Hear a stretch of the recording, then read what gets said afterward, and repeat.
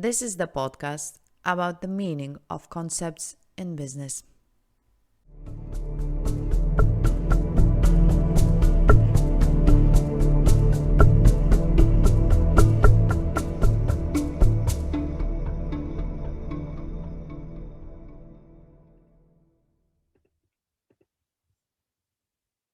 Okay, so good morning. I'm very happy to welcome all of our listeners to our first podcast, Biz Culture, this very nice, sunny last Friday of January. And excited as I am, we have a wonderful guest today, our first guest. And just would like to introduce a little bit about what this podcast is all about. So the whole initiative, or the whole wish, our main wish, is to invite you for a very interesting discussion with a variety of different business people, people from science, and just exchange different perspectives, different thoughts on the change of processes of what is happening nowadays in our lives, in business, in science, and just in everyday things that are happening with us. So it's just we're going to be covering a lot of different kinds of topics and meeting different people, and hopefully, maybe not answering all the questions, but just showing different kinds of perspectives from different people, and hopefully having some sort of new perspectives for ourselves. And I think that this is very symbolic because we begin our first podcast also at the beginning of the new year. And I think that this year, 2021, which has already begun, it is a very interesting year because I think that we have been waiting for it for different reasons, hoping that things will become better, or maybe hoping that things will not become even worse, or just waiting for this unknown uncertainty, what's going to happen. And this is the whole beauty of that. So not talking too much and not trying to just reveal too many things just yet, I would like to introduce, first of all, the first guest of our podcast, who is Kristina Dryza. She is the global futurist and an archetypal consultant. I know that many people here in Lithuania know her very well, and I'm very happy that she's here with us. And today we're going to be talking about a very interesting and very wide topic. So hopefully we will be able to stay on track, because it's always a pleasure to speak with Kristina. So our topic today is, within a capitalist agenda, can we really place a premium on times of reflection to unlearn an unknown as we meet all the lies beneath the surface of consciousness? So this is our topic. And Kristina, hello, good morning. Hi, good morning. It's wonderful to be with you. And as you just said, it's so wonderful just to see that little slither of sun for this last Friday of January. So yeah, so wonderful to be with you. Yes, it's a pleasure. I think that, just looking through the window, it's and seeing the sun, seeing so much snow. I'm not sure, do you have a lot of snow where you are at the moment? But here in Kaunas, we have plenty of snow, which is wonderful. And I don't remember that much snow for a very long time. So I think that, again, this is a very nice change in Lithuania as well, having that beautiful weather now that we're having. So, Kristina, how are you feeling? How are you coping? How is this beginning of the new year for you? Yeah, well, obviously I wasn't born in Lithuania. I was born in Australia. It's where my family is. I was trying to get back all last year, and my flight kept being cancelled. And it led to feelings like many people do, that this is unfair, this is unjust. I felt completely powerless. I felt helpless. But really, when my flight was no longer postponed, it was completely cancelled. It did help with, okay, I need to accept where I am, and I need to accept that I am not just in the physical winter, which we're experiencing, but I am in an emotional winter. And that I have to go beneath surface consciousness to be able to create something new, because if we do what we've always done, we'll get what we've always got.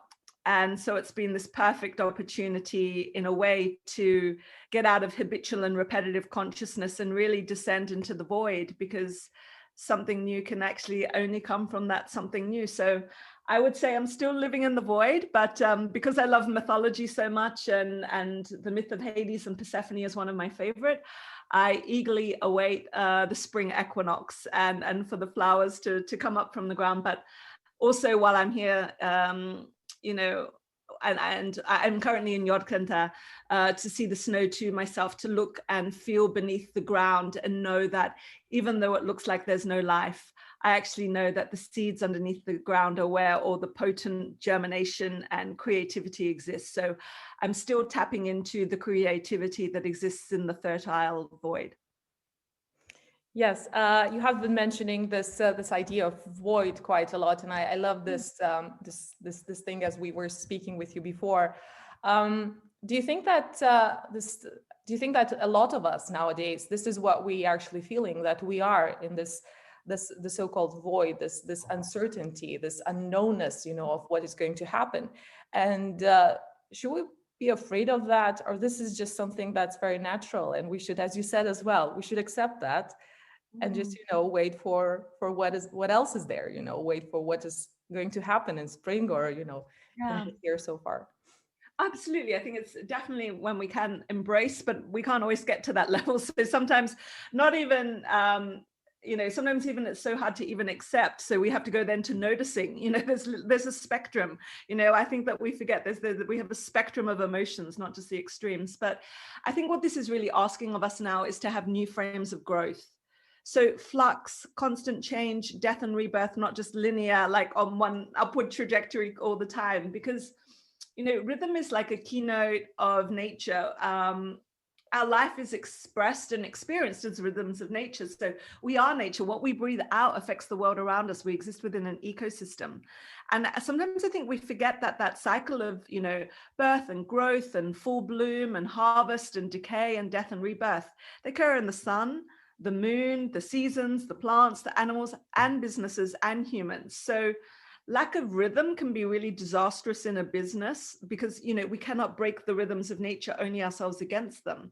And I think now that we've had this enforced psychological winter upon us, we realize, wow, I really need to live more in tune with nature and to ride the cyclical waves of change. Yes, I agree with you. I think that, as you were also saying, that, you know, we're kind of in this living in the winter, in this psychological winter, and but at the same time, do you think that we very commonly, at least, you know, in the circles that I'm in, you know, and people, when you speak with the people, especially now, you know, when we all on Zooms, on Teams, on Skypes, and different kinds of, you know, those online meetings, but we're still communicating because we need that. We very often, or I very often hear this saying that, but we're all in this together, you know, that we are in this together. Yes, people are feeling, you know, maybe not that good. They're stuck. They're not sure. Their businesses are suffering. There are a lot of different, you know, psychological traumas. But at the same time, I hear that very often, but we're in the same boat, you know, we're in this together. How do you feel about that? Do you think that is just the sake of saying that, or is it just helps us psychologically as well, feeling that we're in a way together, you know, and this is new for everyone, not just for one or you know, another person, but this is the situation. Holding together actually helps us surviving. Well, I think, I mean, I've read quite a few articles where they just said, actually, we're all in the same storm, but we're not in the same ship. And I think I agree with that far more, which is a billionaire is going to be having a different experience of this storm rather than a single mother struggling to put food on the table. So I think that, yes, it's something that as a collective we're experiencing, but whether we're on a dinghy or a canoe or a cruise liner is having a different impact on what that actually means to us. But I think that what it's showing really to us is how we meet within our dinghy or our canoe or our surfboard, you know, the storm. And I think that it's the environment asks us to reflect, reimagine, re-image what that narrative means. So is it going to be part of a great adventure for you? You know, or is this something like, wow, this is a punishment? what is the narrative that I'm going to create about my ship in this storm? And that is where our power is, because we can't control the storm. And I think that's why the seasons are so important, is because we actually kind of recognize it's something that has been with us throughout eternity. So we recognize that there's many ways to live into these rhythms. So while spring can be seen as new birth, like summer strength, and autumn the decline, and winter the death, we can also feel them. So the hope of spring, but we don't actually need to be in spring to feel hope. It's something when, oh my gosh, there's a wave coming at me, or now it's the thunderstorm, I can feel it. Or the ripeness, wow, I'm finally mastering what it is like to live in uncertainty. I always said I can, read the future based on someone's tolerance threshold to the unknown. Maybe you've got this ripeness and this maturity and this poise now, this equilibrium in the uncertainty. To feel that sadness. And I did a project with the Australian government recently about how to turn trauma into renewal. And it was for, I don't want to say specifically, but one of their commercial departments. And you would think, oh my God, we would just be talking numbers and economics and all the rest of it. We're talking grief, right? And because you have to grieve what's lost to make way for the new. And so there's, I think, so much more of this emotional quality that needs to be lived, that these seasons of life, they're giving us a time, energy, and space to which experience the more spectrum, the full spectrum of what it means to be a human being today. So I would just really ask your listeners to get really clear with themselves and bottom line themselves, like what creative energies are lying dormant in me at the moment? What metaphorically is dying inside of me? Is it an attitude, an outmoded way of being, a self-narrative that's past its use by date? What's the part of you that's screaming for rest? Like, I think this is what we're wanting, is almost this stripping back to be able to see what's actually real. And the more we worry about what other, ship people have to manage their storm, to be able to say, okay, this is now for me to co-create this journey, not how I want it to be, but actually how it is. I can imagine it, but I must always live into the reality of what today is presenting to me, and also the potentiality and possibility of what could be. I love it. I love it. It's just, asking yourself those kinds of questions. And I believe that, at least, for me, as just right before the new year in December, this is what I was trying to do with myself. I was just, trying to kind of put myself into the position where I don't hear anything, I don't see anything, I'm just with me, I'm just with me, and actually trying to speak to myself and ask those kinds of questions, just to feel it, so what position am I at the moment, what is happening around me, what's happening with me. And I think it helped me a lot because I myself, have this small business, and we just feel a lot of pressure, because you have to do this, you have to follow the rules, you have to make the plans, you have to think about things. But at the same time, it helped me a lot when I just stopped and I really spent time with myself, thinking, so what position am I myself at the moment, and then start thinking about what can be done from that position, kind of taking that step forward, not listening, not trying to just kind of trying to feel it out. But I think that that's a very feminine thing, just to feel, to kind of follow your intuition, isn't it, a little bit, and kind of just let it go a little bit, and stop worrying about the figures that much, which are really important, I understand. But at the same time, trying to feel out the moment and let it sink in a little bit. What's your input on that? What do you think? Yeah, I mean, I think so many of us live in clouds of denial, right? Like this, we have either, this aspiration of who we wish to be, we're someone that gets up and we meditate and we drink our green juice and we do all these charitable acts and, all the rest of it. But then the truth and the reality of actually who we are is often not as not as graceful and becoming as that. And I think it's that meeting ourselves where we are. And we can see this so much where, so many people feel that during this time they should have learned to say another language, and I should have lost weight, and all the shoulds, and oh my God, I should have finally worked on the book I really needed to be working on. But I think again, because I do a lot of work with archetypes, and when we're in survival, the 4 survival archetypes are the child, the victim, the prostitute, and the saboteur, because we're trying to manage our survival. So I think it's almost, in a way, we've been placing too much pressure on these aspirational selves, when actually just surviving the day, God, pat on the back, high five, victory all kind of round. And so again, because we're often, when we're in that super achievement mode, we can be denying the body. Just very simple things like not even getting up from the computer to walk around and stretch our bodies and rest our eyes. But even this sense of like this winning at all costs.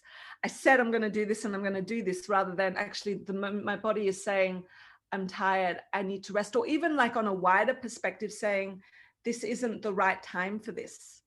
This actually, and I think that's again why, I work so much with the seasons and with nature in my work, is because there's what's timing and what's timeless and what's the eternal and what's the now.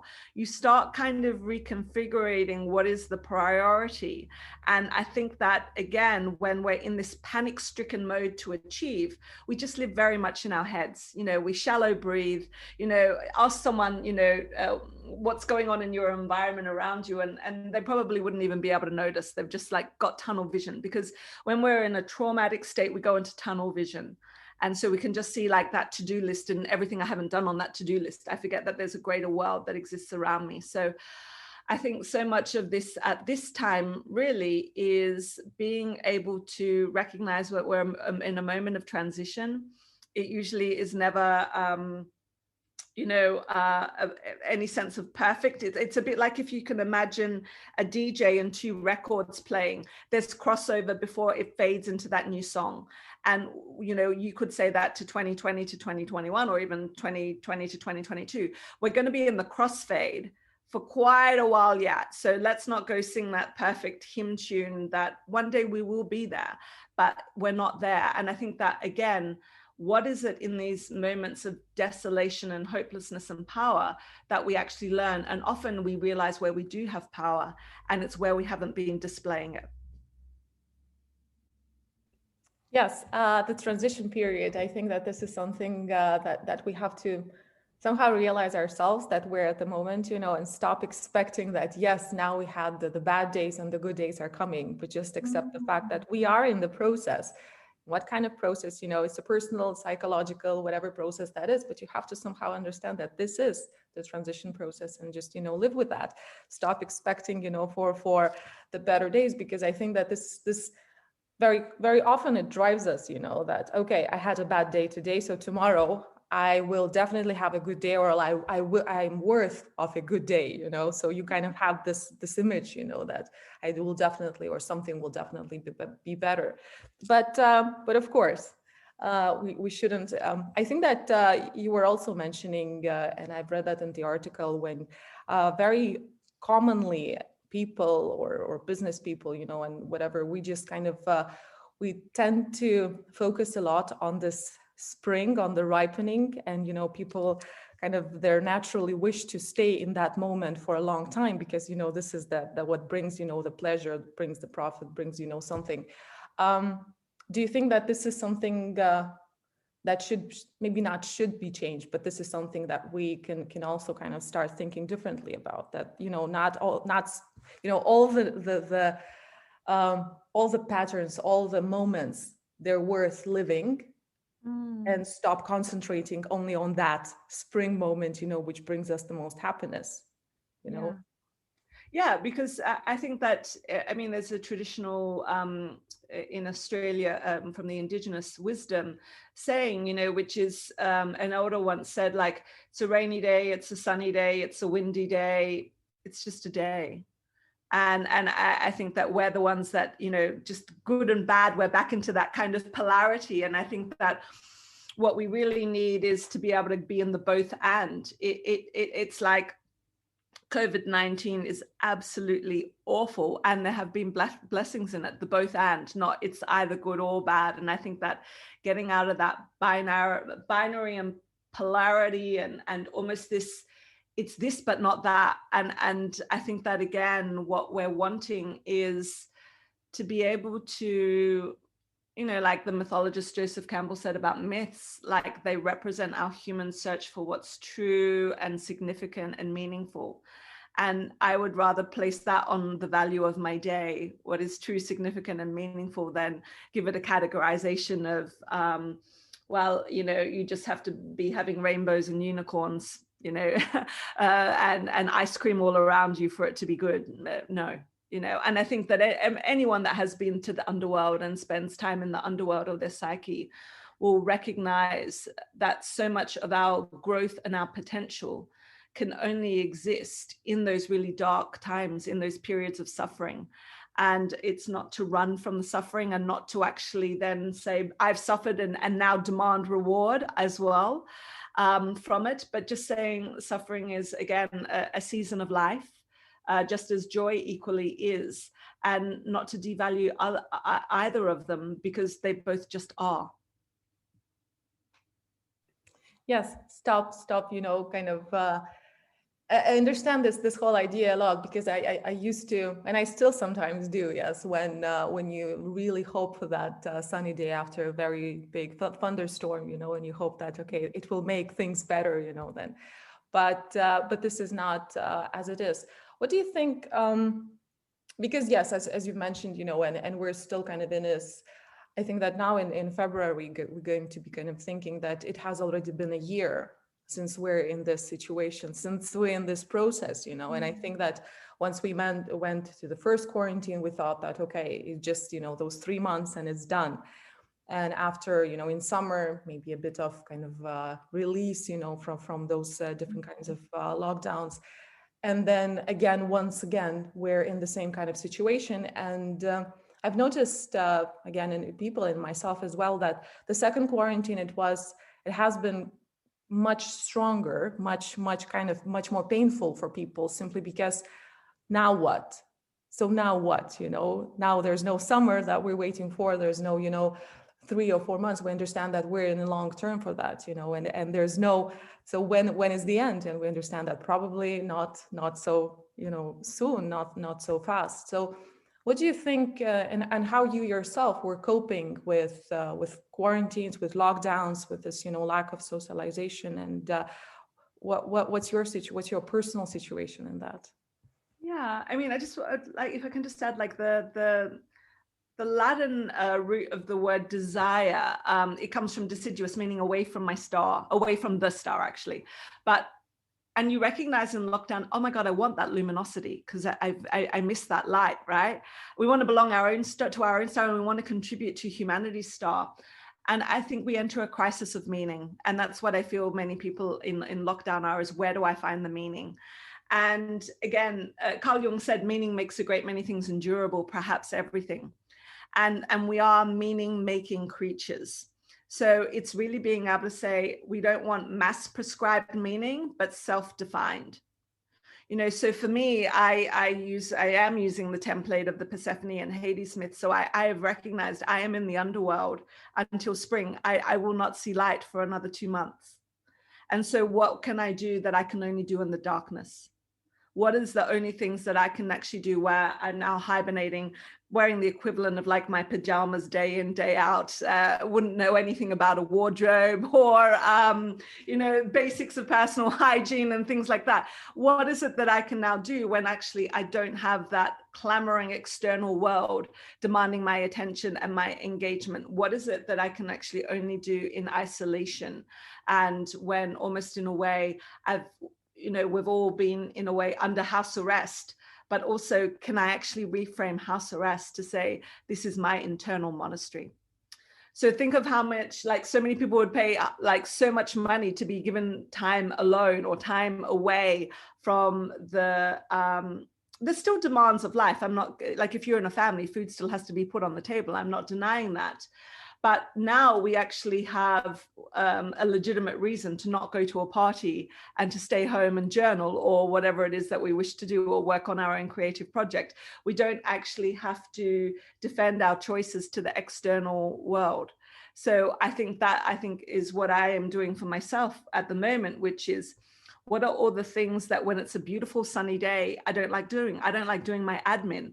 I don't like doing all the back end operations. I like all that stuff. It's like, well, this is the perfect time to be doing all those things. So again, it's meeting that moment where it is. And I think it's also, this idea of, we talk about compassionate leadership a lot, but also how can I display that same compassion to myself and that same sense of self-forgiveness, and those deeper aspects that give us an empathetic perspective, that when we do rejoin the world, that we can really hear someone else's suffering, that we can hold their experience. And it's not about, we go back out when we can and engage in business as usual. The first thing that we really need to do when we meet someone again is, tell me how it was for you.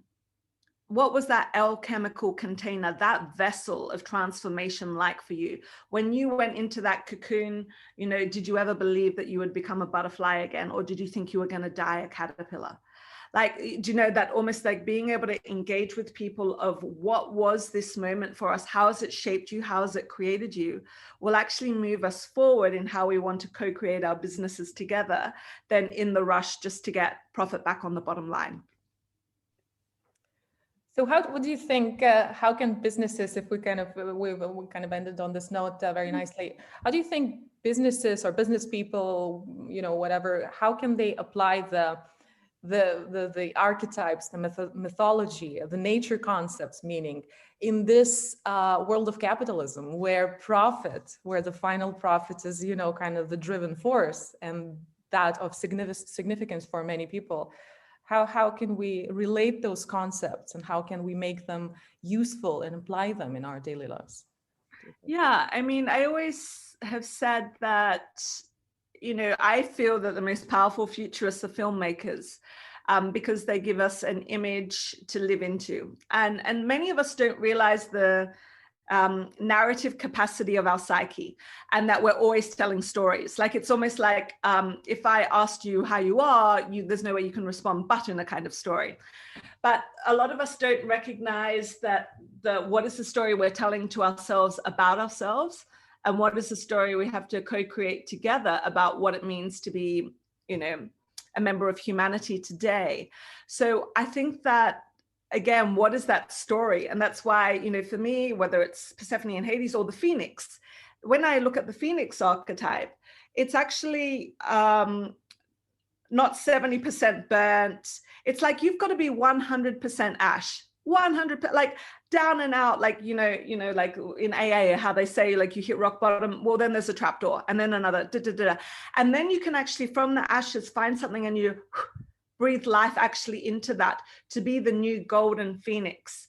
And so I think that we have to, in businesses, it's not about innovation, it's about ex-innovation. One of this great artist said, remove the non-essential so the essential may speak. So we start hearing kind of what's actually essential.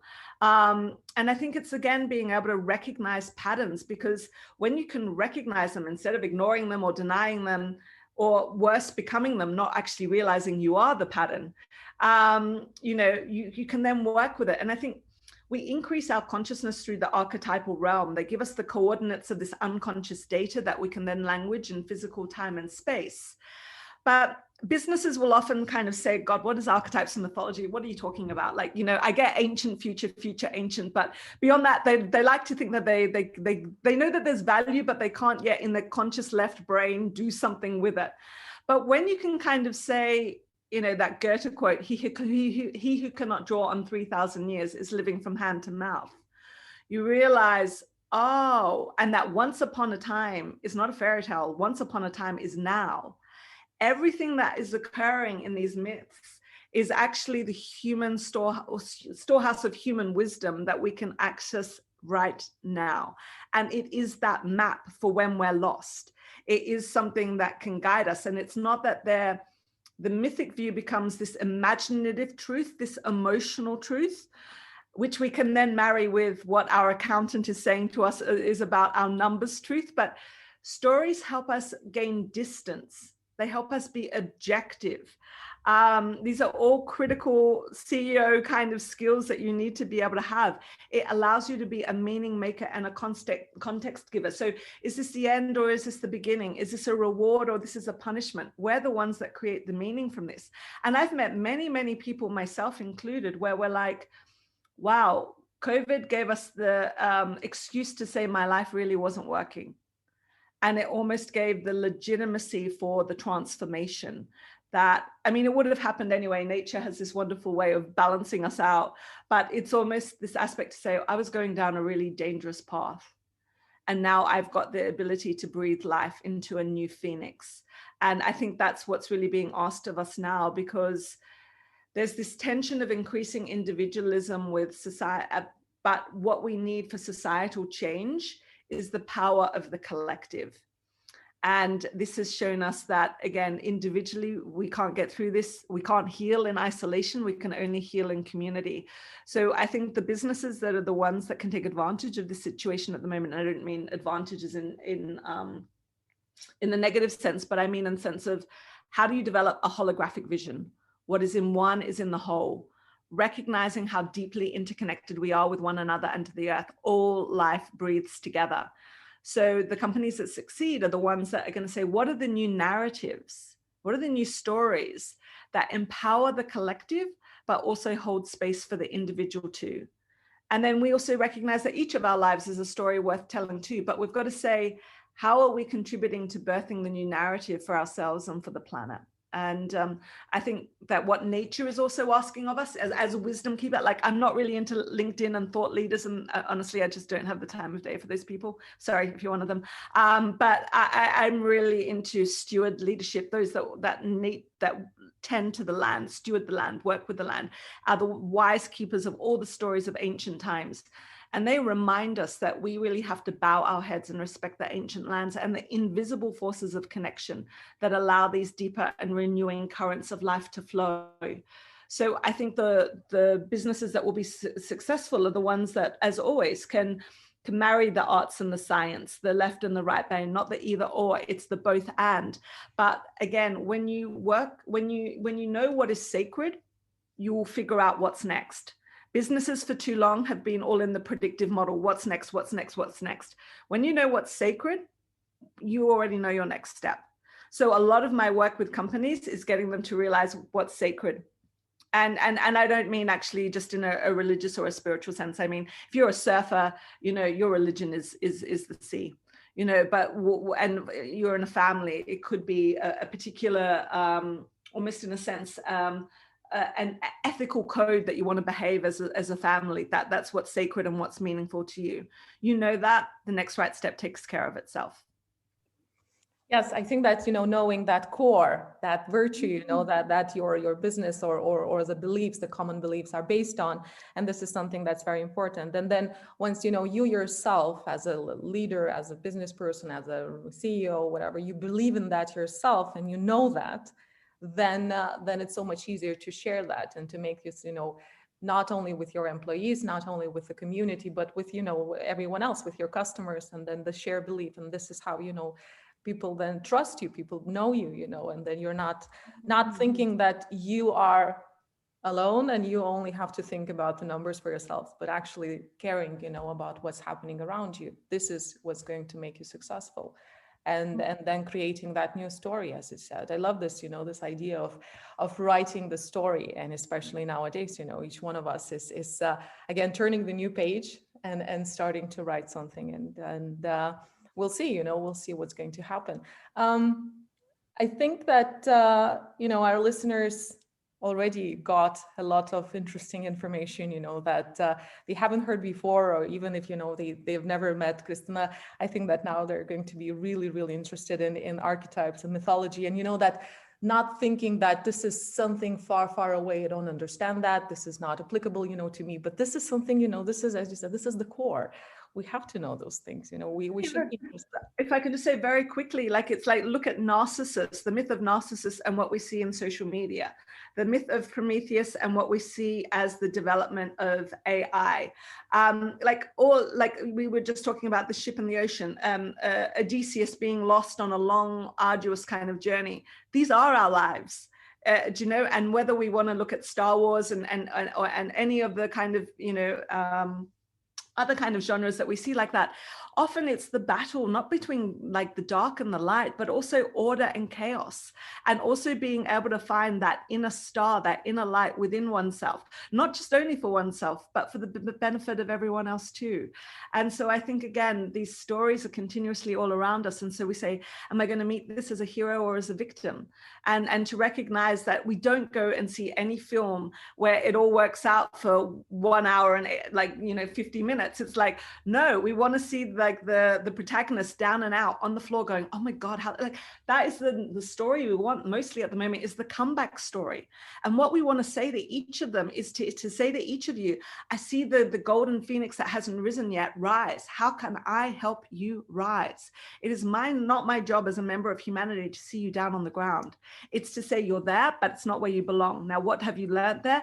Get up, and together we're going to be able to create something new and fresh and original that hasn't been seen before. And so that you expand. I mean, there's that term, not post-traumatic trauma, but post-traumatic growth. Mm-hmm. We're always, after an experience of suffering, we expand beyond our present consciousness. And we would never have been able to get to that level of degree of consciousness had we not actually gone through that suffering. So can we enjoy the depth of consciousness that we've actually gained through a very, very difficult situation? And again, not just that it's about always looking for, the silver lining, but it's being able to recognize what is the narrative I'm saying about the situation that I'm in. Yes, and that's your power. Don't give away your power. That authoring capacity, that's where the word authorship comes, to self-author oneself. How do we author this story of our COVID-19 journey? That is where my power is. Was it bigger than me? Was it the government's fault? Was it, like blindsided, whatever it was that you want to use? Or do I actually say, this actually allowed me to connect to what is true, beautiful, and good in the world. And I was able to realign to my star to be able to serve humanity's true north and its star. I hope that this final, that was a very nicely said final touch that will really motivate and inspire our listeners to become the authors of their stories and actually, start owning that, thinking about how the last year was for them and how we're going to enter the new year, starting with January and then starting with this beautiful winter that we're having. Kristina, I have few things that I would like now to kind of a short game that we would like to play with our guests, just to kind of round up the discussion that we've had. And I'm going to give you a few main keywords that I thought were I felt that they were quite distinguished in our discussion. And once I give you the keyword, you will just very shortly say what comes into your mind, just without any thinking, without any pride. Just tell me what do you think about that? So the first one, what I thought, nature. What do you think about nature? Love. When nature, truth, yeah. Okay. What about renewal? It's linked to trauma. You can't have one actually without the other. Renewal means you have to be birthed out of something else into something new. So renewal for me is daily renewal. I think that's also why I love watching, the sunrise. It's wow, I get another 24 hours on this earth to create again. And so for me, sunrise is hope of a wider renewal. Yeah. And what do you think about transition? Difficult, but also, like I said, it's the crossfades. But what helps me in transition is to be able to, when I look for the myths, I look for these deeper universal insights into what it means when we go through a transition, so the personal can meet the mythical. and recognizing I'm not the only one going through a transition. This is, how did the gods go through transitions? And actually that really gives me great comfort, because if I just think I have to manage the transition on my own, I usually have a nervous breakdown. And the last one, I really want you to just very shortly, but tell me, Phoenix, what comes into your mind immediately? Well, I see the image, because I think that imagination, people forget that imagination means to image something. And I really kind of feel that what we're moving towards is to being able to kind of have this symbolic intelligence, which many people don't naturally, I think, kind of have. But our collective psyche, how do I say it, responds to the images in myths and fables and legends. So symbols actually help us to hold our and society's deeper psychological experiences. Symbolism really does bring structure to emotional confusion. And I think it's really essential that we learn to be able to communicate through symbols, because we gain access to different levels of power through symbolic understanding. So for me, I image the phoenix. And I see that, and I can actually see that almost all the past iterations and all the future iterations. So it's a bit like that indigenous wisdom, which is how do you perceive 7 generations, not just forwards, but also backwards. Mm-hmm. So I see like, a multiverse version of phoenixes. So that's where my imagination goes. Kristina, thank you. I've had such pleasure. I could talk and talk to you, because listening to you it's just blissful, and I believe that our listeners were really enjoying our first podcast with you, and I'm very happy that you've agreed to be our first pioneer, in the project that we have started, and hopefully that will, be interesting and useful to listen for in the future. Biz Culture. This is the podcast about the meaning of concepts in business. Do you have any final thoughts or final suggestion for our readers, listeners? Well, I just want to congratulate you on your inaugural show. I look forward to listening to all the future ones too. I think that the thing just to leave people with is, this Goethe quote, which is, when you learn to trust yourself, you can trust life.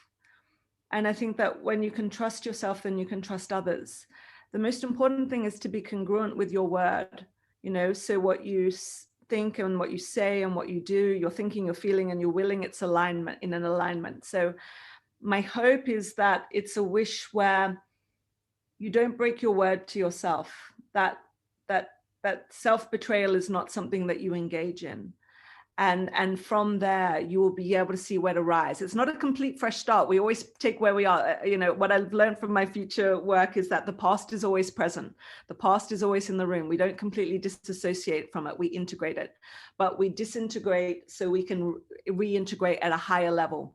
So we take, knowledge of one person, wisdom of another, to a new higher form in this collective intelligence. That's what we're doing with this podcast.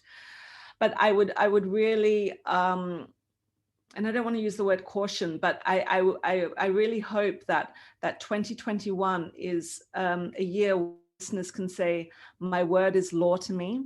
So I know that I can trust myself, and that when I can trust myself, I can trust others, and I can trust life, and I can really enjoy creating within the recurrence of the sun rising, and feel myself to be one with nature.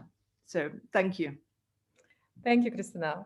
So on that note, I would just really would like to thank all of you listeners. Thank you, Kristina, very much for being and supporting us today. And let's keep talking. Let's meet all here on our podcast. Biz Culture. And I hope that you will also follow us in our blog. And I really encourage you to become our patrons. And just let us keep our focus broad, and I hope that we'll meet quite quickly. And till the next talk, have a good day. Bye.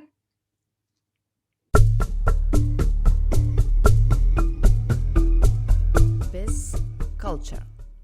This is the podcast about the meaning of concepts in business.